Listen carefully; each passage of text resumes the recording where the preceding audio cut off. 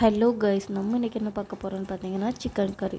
அதுக்கு வந்து ஒரு பாத்திரம் அடுப்பத்தை வச்சுட்டு அதில் வந்து தேங்காய் எண்ணெய் ஆட் பண்ணிக்கலாம். அதுக்கப்புறமா ஸ்பைசஸ் ஏலக்காய், பட்டை, இந்த மாதிரி கிராம்பு எல்லாமே ஆட் பண்ணிக்கலாம். அது வந்து நல்லா பொட்டி வந்ததுக்கப்புறமா என்கிட்ட பட்டை இல்லாதனால நான் ஆட் பண்ணல. உங்கள்கிட்ட இருந்தால் நீங்கள் ஆட் பண்ணிக்கோங்க. அதுக்கப்புறமா இஞ்சும் வெளுத்துள்ளியும் போட்டு நல்லா மிக்ஸ் பண்ணிக்கோங்க.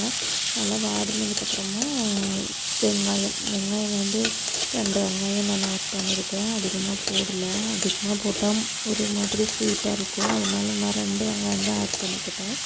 நல்ல பெரிய வெங்காயம் 2, சின்ன வெங்காயம்னா சின்ன வெங்காயம் ஆட் பண்ணிக்கலாம். நான் பெரிய வெங்காயம் மட்டும்தான் ஆட் பண்ணிக்கிட்டேன். அது நல்லா வாடி வந்ததுக்கப்புறமா பார்த்திங்கன்னா கொஞ்சமாக உப்பு போட்டுக்கிட்டேன். அதுக்கப்புறமா 2-3 பச்சை மிளகு போட்டு நல்லா மிக்ஸ் பண்ணி எடுத்துக்கிட்டேன். நீங்கள் இந்த வெங்காயம் எல்லாம் அந்தளவுக்கு வாட்டி எடுக்கிறீங்களோ அந்தளவுக்கு சிக்கன் கறி நல்லாயிருக்கும். அதனால் நல்லாவே மிக்ஸ் பண்ணி நல்லா வாட்டி எடுத்துட்டேன். அதுக்கப்புறமா பார்த்திங்கன்னா மல்லித்தூள், வறுத்த மல்லிப்பொடியும் ஆட் பண்ணலாம். நான் வந்து கடையில் வாங்கின மல்லிப்பொடி, அதுக்கப்புறமா மஞ்சள் பொடி, அதுக்கப்புறமா மிளகாத்தூள் போட்டு நல்லா மிக்ஸ் பண்ணிக்கிட்டேன். அந்தளவுக்கு எரி தேவையில்லாததுனால நான் அதிகமாக காரம் போடலை. குழந்தைங்களுக்கு கொடுக்குற அந்த மாதிரி தான் செஞ்சேன். நல்லா மிக்ஸ் பண்ணி அந்த பச்சை ஸ்மெல்லாம் போகிற வரைக்கும் நல்லா மிக்ஸ் பண்ணி எடுத்துக்கலாம். அடிப்பிடிக்கும். தீ வந்து கொஞ்சம் குறைவாக வச்சுக்கோங்க. பச்சை ஸ்மெல் போனதுக்கப்புறமா தக்காளி ஆட் பண்ணிக்கலாம். நான் 2 தக்காளி ஆட் பண்ணிக்கிட்டேன். அதையும் நல்லா வாடி வரணும். ஓரளவுக்கு வாடினால போதும். ஏன்னா சிக்கன் வேகும்போதே அது நல்லா வெந்துடும்.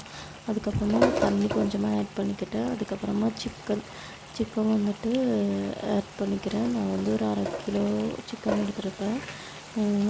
இல்லாத பீஸு எல்லாமே போட்டு தான் எடுத்துருந்தேன்.